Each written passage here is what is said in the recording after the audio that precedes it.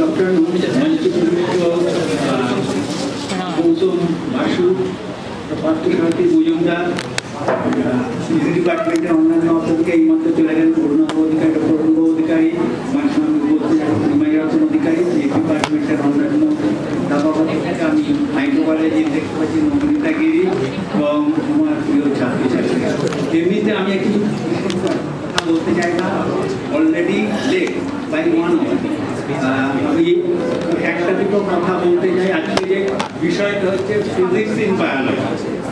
প্রথমে আমাদের মনে হয় ফিজিক্স আর বায়োলজি দুটো অপোজিট দিক। ফিজিক্স হচ্ছে ফিজিক্স, কেমিস্ট্রি, ম্যাথমেটিক্স যে সাবজেক্ট যে ব্র্যান্ডে বিলং করে। বায়োলজি যেমন microbiology, molecular biology, zoology, botany আলাদা বিলং করে। যাই হোক, নিশ্চয় দুজনের মধ্যে কোরিলেশন আছে। আমরা জানি ফিজিক্সের ফান্ডামেন্টাল জিনিস হচ্ছে স্পেস, টাইম, ম্যাটার আর এনার্জি। এই নিয়ে ফিজিক্যাল সায়েন্স গঠিত, এর বাইরে আর কিছু নয়। আচ্ছা, আমি খুব সাধারণভাবে একটা কথা বলি। ধরুন আমার পাটা ভেঙে গেল, আমি ছুটবো কোথায়? ফিজিক্স ল্যাবে ছুটবো না, আমি যাবো ডায়াগনস্টিক সেন্টারে। কি করাবো? এক্স-রে করাবো। আবিষ্কার করেছেন কে? ফিজিসিস্ট। আমার কোমরে স্লিপ ডিস্ক হয়েছে, আমি যাব কোথায়? ফিজিক্স ল্যাবরেটরিতে যাব না, যাব কোথায়? ডায়াগনস্টিক সেন্টারে। কি করার জন্য? এমআরআই করব। আবিষ্কার করেছেন কে? ফিজিসিস্ট। আমার ব্রেনের সমস্যা হয়েছে, আমার সিটি স্ক্যান করতে হবে, যাব ডায়াগনস্টিক সেন্টারে। আবিষ্কার করেছেন কে? ফিজিসিস্ট। অর্থাৎ এই যে ফিজিক্সের অ্যাপ্লিকেশন বায়োলজিক্যাল সায়েন্সে, হ্যাঁ, ফিজিক্সে মানে ফিজিক্স এবং শুধু ফিজিক্স বললে ভুল হবে, ফিজিক্স এবং কেমিস্ট্রি। ফিজিক্স বললে এবং কেমিস্ট্রির প্রতি অবিচার করা হবে। ফিজিক্স এবং কেমিস্ট্রি জয়েন্ট অবদানই বায়োলজিক্যাল, আর তাদের অ্যাপ্লিকেশন হচ্ছে বায়োমেডিক্যাল সায়েন্সে, বায়োমেডিক্যাল সায়েন্সে বা বায়োলজিতে। সত্যি কথা বলতে কি, আজকাল একটা নতুন দিক হচ্ছে বায়োমেডিক্যাল ইনস্ট্রুমেন্টেশন। সেখানে যে সমস্ত ইনস্ট্রুমেন্টেশনগুলো আবিষ্কার হচ্ছে সবটাই বার করেছেন ফিজিসিস্টরা। ফিজিসিস্ট মানে থিওরিটা বার করেছেন, টেকনোলজিস্টরা তার মেটেরিয়াল রূপ ধারণ করেছেন। অ্যাপ্লাই হচ্ছে কোথায়? ফিজিক্সে।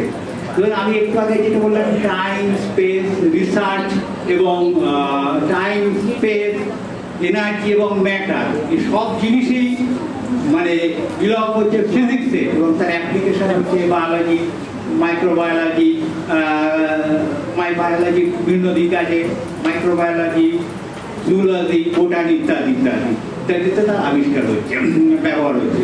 আমি শুধু একটা কথা বলে শেষ করব।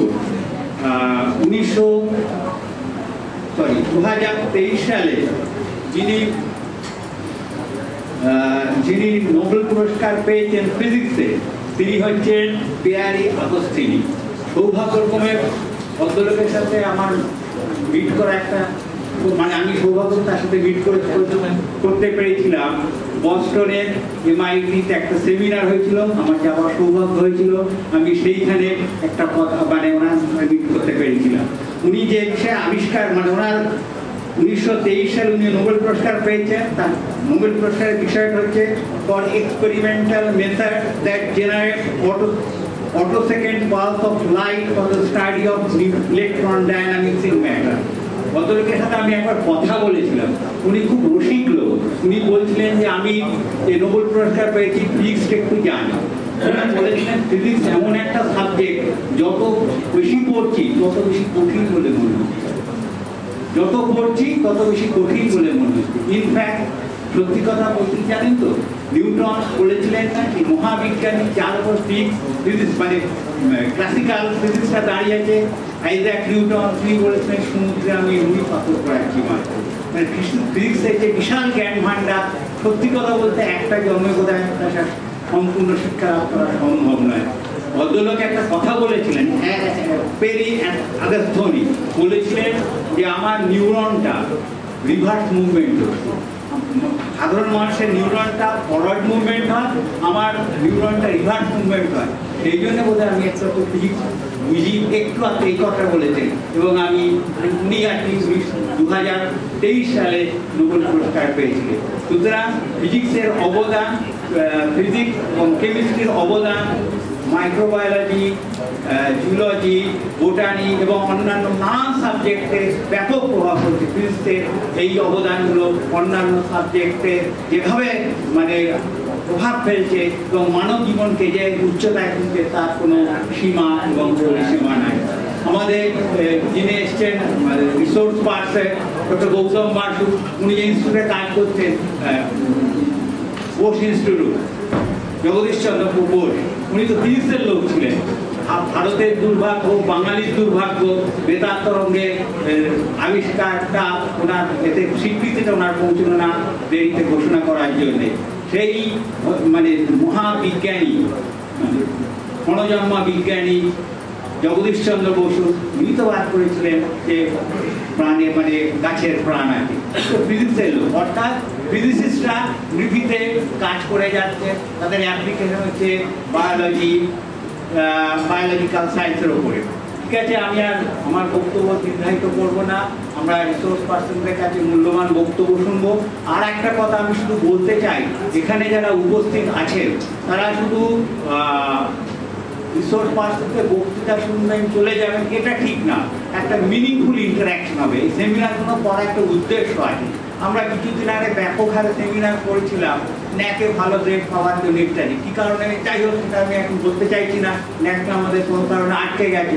এখন এই যে ন্যাকের সময় ছাত্রদের আমরা বারবার বলতাম যে তোমরা ইন্টারাক্ট করো, রিসোর্স পার্সনের সাথে ইন্টারাক্ট করো, তাহলে যে সেমিনার করার যে উদ্দেশ্য সেই উদ্দেশ্যটা সফল হবে।